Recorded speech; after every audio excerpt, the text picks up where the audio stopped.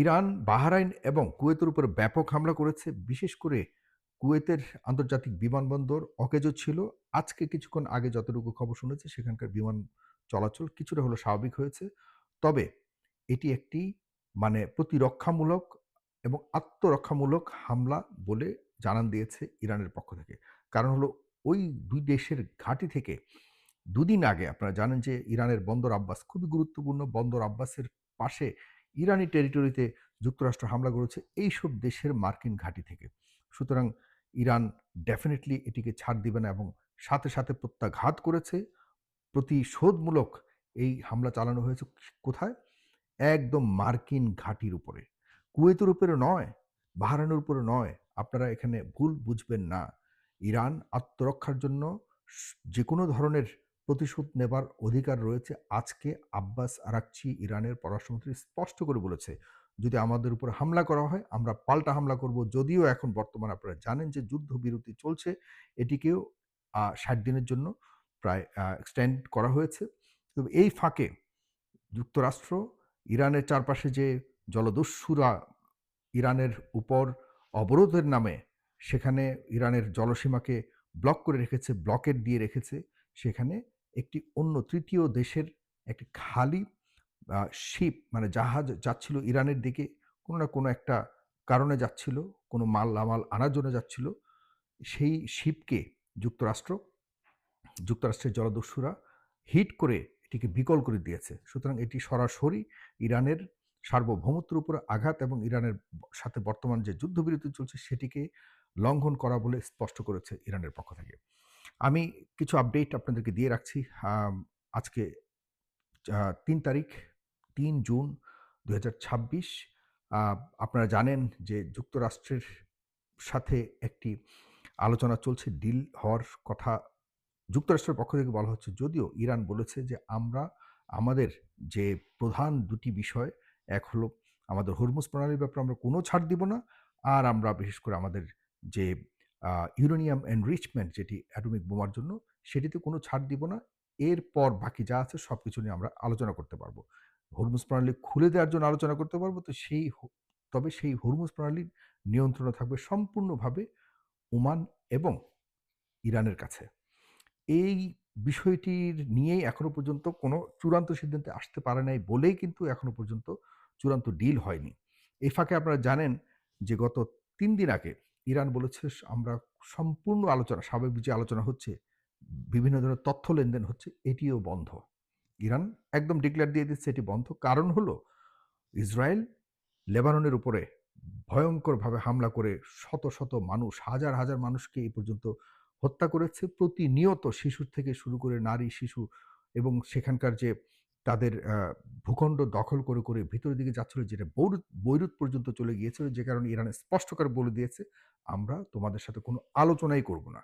যে কারণে যুক্তরাষ্ট্রের প্রেসিডেন্ট এই পাগলা, তার যে ত্যায্য পুত্র, তার যে জারজ পুত্র আ বেনিয়ামিন নেতানিয়াহু তাকে ফোন দিয়ে তাকে বলেছে, "তুই বেটা একটা পাগল। আমি যদি তোর পাশে না থাকতাম, তাহলে তোকে এতদিনে জেলে থাকতে হতো।" ইসরায়েলের প্রধানমন্ত্রীকে এ কথা বলেছে। তাদের দুজনের মধ্যে ব্যাপক বাকযুদ্ধ হয়েছে, যেটি বিভিন্ন গণমাধ্যমে স্পেশালি আ এক্সকিউজের মাধ্যমে আমরা জানতে পেরেছি যে তাদের মধ্যে হট টক আদান-প্রদান হয়েছে এবং এইসব নিয়ে, কারণ যুক্তরাষ্ট্র নিজেরই তো চাপের মধ্যে পড়ে গেছে। ডোনাল্ড ট্রাম্প নিজের অস্তিত্ব পর্যন্ত এখন যায়, যায় অবস্থা। এই অবস্থাতে ইসরায়েলের যে স্বার্থ এবং তাদের যে ধান্দা, এটি বাস্তবায়ন করতে গেলে তো যুক্তরাষ্ট্র এখান থেকে বেরই হতে পারবে না। যুক্তরাষ্ট্র এটি বুঝে শেষ পর্যন্ত তার যারা সন্তানকে বলেছে, "তুই এগুলি বন্ধ কর। তুই বন্ধ না করলে আমি এখান থেকে ফিরে আসতে পারতেছি না। তোর কারণে আমি এখানে ফেঁসে গেছি। এখান থেকে আমি না পারতেছি নিজের মান-সম্মান নিয়ে বের হতে, না পারতেছি কোনো ডিল করতে।" এই অবস্থাতে একটি ভয়ংকর পরিস্থিতির মধ্যে গতকালকে সিদ্ধান্ত হয়েছে যে ইসরায়েল এবং লেবানন তারা দ্বিপাক্ষিক আলোচনা এখনো চলছে। মোটামুটি যতটুকু জেনেছি যে ই যুক্তরাষ্ট্র আ ইসরায়েল যে হামলা করেছে বা চালাচ্ছে এটি প্রায় অর্ধেকে নামিয়ে আনবে বলে কথা দিয়েছে। যে কারণে ইরান আজকে ডিক্লেয়ার দিয়েছে, ঠিক আছে আমরা কথাবার্তা চালাবো। দেখেন, ওই সিচুয়েশন রুমে বলেছে না যে, "আমি ইরানের এই প্রস্তাবগুলি মানি না। আমরা আবারও হামলা করব।" আবারও আমরা একদম পুরোপুরি মাটির নিচে থাকা ইউরেনিয়ামকে ধ্বংস করব। আমরা পুরোপুরি ইরানকে ধূলিসাৎ করে ফেলব।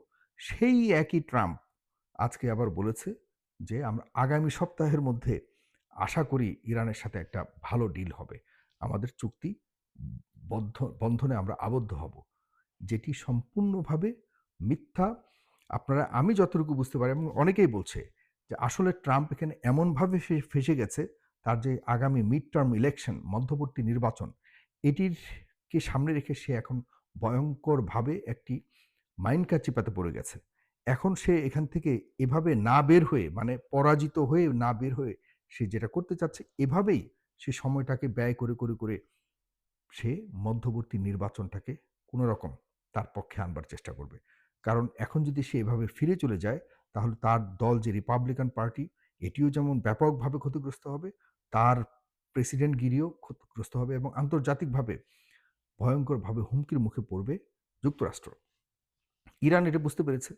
ইরানও বলছে, বুঝে ইরান বলতেছে, "না, আমরাও এভাবে ছাড় দিব না।" কারণ সে চাচ্ছে ইরানের থেকে এই ধরনের একটা বিজয় নিয়ে তার দেশকে বুঝাবে এবং বলবে যে, "এই দেখো আমি বিজয় নিয়ে এসেছি, সুতরাং আমাকে মিড টার্ম ইলেকশন জয় করো। আমার প্রেসিডেন্টগিরিকে তোমরা স্বাগত জানাও। আমি হলাম যুক্তরাষ্ট্রের ইতিহাসের সবচেয়ে শ্রেষ্ঠ আ প্রেসিডেন্ট, এই বলে তোমরা আমাকে স্বীকার করো।" সে আসলে এরকম আত্মতুষ্টির আশাতেই এই প্রধানমন্ত্রী নেতানিয়াহুর ফাঁদে পা দিয়েছে। আদারওয়াইজ এর আগে কোনো প্রেসিডেন্ট এই ধরনের সাহস করেনি। আমাদের যে সুন্নি দেশগুলি রয়েছে, উপসাগরীয় দেশ, এই যে কুয়েত, কাতার, বাহরাইন, এসব দেশের মধ্যে শিয়া সুন্নি সবাই খুব শান্তিপূর্ণভাবে বসবাস করে আসছে। এই অবস্থাতে এই দেশগুলিতে তারা ঘাঁটির জন্য এই দেশ থেকে বিভিন্ন ধরনের জায়গা নিয়ে এখন এই দেশগুলিকে পর্যন্ত ঝুঁকিপূর্ণ অবস্থাতে রেখে দিয়েছে। আপনারাই বলুন, এসব দেশ থেকে যদি ইরানের উপর হামলা করা হয়, আরে ভাই, যুক্তরাষ্ট্র তো হাজার, হাজার কিলোমিটার দূরে। ১০-১৫,০০০ কিলোমিটার দূরে। সেখান থেকে তো সরাসরি ইরানে হামলা করতে পারে না। যে কারণে তারা ঘাঁটি নিয়েছে এই মধ্যপ্রাচ্যের বিভিন্ন দেশের মাটিতে। তো কুয়েতের মাটি থেকে যদি আপনার ঘরে ঢিল মারা হয়, আপনি কি আমেরিকাকে মারবেন নাকি ইন্ডিয়াকে মারবেন? আপনি ডেফিনিটলি আপনার ঘরে যেখান থেকে ঢিল মারা হয়েছে, আপনি সেখানেই পাল্টা ঢিল মারবেন। ব্যাপারটি এটিই করছে এবং ইরান বলেছে এটি আমরা সামনেও করব এবং সাবধান করে দিয়েছে, যদি এই দেশগুলি থেকে যুক্তরাষ্ট্র তাদের মাটি ব্যবহার করে, ঘাঁটি ব্যবহার করে যদি ইরানের উপর হামলা করে, তাহলে আবারও পাল্টা হামলা করবে। এটি আজকেও স্পষ্টভাবে বলে দিয়েছে আব্বাস আরাকচি, ইরানের পররাষ্ট্রমন্ত্রী। আপনারা দেখেন কতটা নির্লজ্জ হতে পারে আবুধাবির সরকার। এই আবুধাবি সরকার কি বলেছে? যে সারা মধ্যপ্রাচ্যর দেশগুলিকে ঐক্যবদ্ধ হবার আহ্বান জানিয়েছে। কার বিরুদ্ধে? ইরানের বিরুদ্ধে। মানে ইসরায়েলের এমন পেটে ঢুকে গেছে, এরা তো মুসলিম নামের কলঙ্ক। এরা কোনো ধরনের প্রপার ইসলাম প্র্যাকটিস করে না। এরা শুধুমাত্র ধন, দৌলত, নারী এবং ক্ষমতা, এই ছাড়া এদের কাছে বড় কিছুই না। এরা সারা পৃথিবীর মুসলিমরা একদম ধ্বংস হোক, এদের কিচ্ছু যায় আসে না। এরা মুসলিমদের নিয়ে কোনো কিছুই ভাবে না, বিশ্বাস করুন। এরা শুধু চায় এদের দেশের ক্ষমতা, নারী, অর্থ, তেল, এগুলি নিয়ে তারা তাদের জীবনযাপন করতে চায়। আদারওয়াইজ দেখুন, লেবাননে এত ভয়ংকর হামলা করছে ইসরায়েল। একটা উপসাগরীয় দেশ কথা বলছে? সেখানে কি, এটা কি শিয়া দেশ? এটা তো সুন্নি দেশ। সুন্নি শিয়া একই আ অ মানে ভাবে একই সংখ্যায় আছে সেখানে। ইরাকের ব্যাপারে কথা বলেছে? লিবিয়ার ব্যাপারে কথা বলেছে এ দেশগুলি? এই দেশগুলির প্রতি আমাদের মায়া না, দয়া হয়। আমাদের মানে আমাদের খুব গুরুত্বপূর্ণ, পবিত্রতম দেশ এই মাটি, এই মধ্যপ্রাচ্য। কিন্তু এই মধ্যপ্রাচ্যের শাসকরা আসলে কোনোভাবেই, মানুষ তো নয়ই, ধর্মীয় দিক বিবেচনা করলেও এরা কোনোভাবেই মুসলিমদের আদর্শের কাতারে কোনোভাবেই পড়ে না। আমি শেষ একটা এক্সাম্পল দিয়ে রাখছি। দেখুন, আপনারা জানেন যে আমাদের ২য় প্রধান, মুসলিমদের জন্য ২য় প্রধান কোথায়? আল-আকসা মসজিদ। আল-আকসা মসজিদে কিন্তু আমাদের মহানবী সাল্লাল্লাহু আলাইহি ওয়াসাল্লাম যে আ করেছিলেন, মিরাজ করেছিলেন। এই মিরাজের স্থান ছিল, পবিত্র স্থান ছিল এই আল-আকসা। এই আল-আকসা মসজিদের পুরোপুরি দখল করে নিয়েছে। আপনারা জানেন কিনা জানি না। এবং সামনের সময়ে আল-আকসা মসজিদকে তারা জুইশদের মন্দির বানাবে বলে ঘোষণা দিয়েছে এবং এখান থেকে ইতিমধ্যে প্রায় যতজন খুতবা প্রদানকারী মুসলিম ইমাম রয়েছে এদের অনেককেই বের করে দিয়েছে। আগে লাখো মানুষ সেখানে নামাজ পড়তো, সেখানে এখন হাজারো নামাজ পড়তে পারে না। আব জেরুজালেমকে তো দখল করে রেখে দিয়েছে। এই মসজিদের মধ্যে যাবার উছিলায় অনেকে যেতে পারতেন। আগে অ্যাক্সেস ছিল, সেই অ্যাক্সেস সম্পূর্ণভাবে বন্ধ করে দিয়েছে। বলুন তো সত্যিকার অর্থেই যদি এই উপসাগরীয় দেশগুলির মায়া দয়া যদি থাকতো, সত্যিকার অর্থেই যদি তারা ইসলাম ধর্মকে লালন পালন করত, তাহলে বাদ দেন না ইরান, বাদ দেন না গাজা, বাদ দেন না আপনার লেবানন। What about আলাক্সা? এই আলাক্সাটা তো রক্ষা করার জন্য তোমাদের কথা বলা দরকার ছিল। আজ পর্যন্ত কেউই কথা বলেনি। উপসাগরীয় দেশগুলির যতগুলি দেশ আছে, আলাক্সা মসজিদ এটিকে দখল করতে পারলে মুসলিমদের ২য় সর্ববৃহৎ সর্বোচ্চতম পবিত্র স্থানকে তারা দখল করে নিবে। তাহলে কাদের কথা বলছেন আপনারা? কাদের জন্য আপনারা কাঁদছেন?